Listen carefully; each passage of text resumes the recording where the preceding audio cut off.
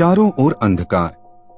ब्रिजेश एक संतुलित व्यक्तित्व के धनी व्यापारी थे। उनका बड़ा बंगला शहर के उच्च इलाके में था।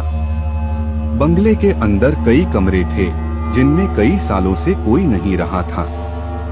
जैसा कि कहीं सुना था, बंगला पुराना और भूतिया था।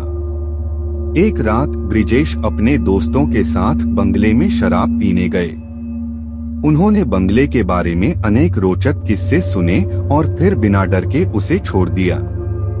कुछ दिनों बाद ब्रिजेश के घर में अनचाहे घटनाएं शुरू हो गई।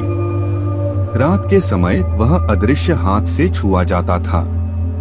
उसकी रात्रि में अनिद्रा बढ़ गई और उसे ऐसा लगने लगा कि कोई उसकी आंखों की पलकों को खोल रहा है। एक रात जब वह सोता हुआ था तो उसने एक अजीब सी आवाज सुनी। वह आवाज आसपास के कमरे से आ रही थी। कौन है? ब्रिजेश ने डरकर अपनी आंखें खोली, लेकिन कुछ नहीं देखा। वह समझ गया कि बंगले में कुछ खास है। उसने अपने दोस्तों से बंगले के बारे में पूछा और एक वृद्ध महिला से उसे बंगले की कहानी सुनी। महिला ने बताया कि कई वर्ष पहले उस बंगले में एक व्यक्ति रहता था जो कि अपनी पत्नी के साथ रहता था। एक दिन वह व्यक्ति अपनी पत्नी को मार डाला और फिर खुदकुशी कर ली। उसकी आत्मा अब उस बंगले में भटक रही है। ब्रिजेश ने तब समझा कि उसे उस आत्मा को शांत करना होगा। उसने एक पंडित जी को बुलवाया और उसे सभी घटनाओं की जानकारी दी। पंडित जी ने बताया कि वह आत्मा उस बंगले में ही है और उसको शांत करने के लिए कुछ करना होगा।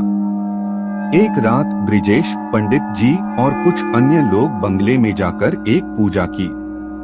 पूजा के दौरान वह आत्मा बोली, मुझे माफ कर दो, मैं भूल गया था कि मैं भी इंसान हूँ। पूजा के बाद बंगले की माहौल में शांति का महसूस होने लगा। ब्रिजेश ने उस आत्मा को माफ किया और उसे अनुमति दी कि वह शांति से आत्मा के साथ रह सकता है।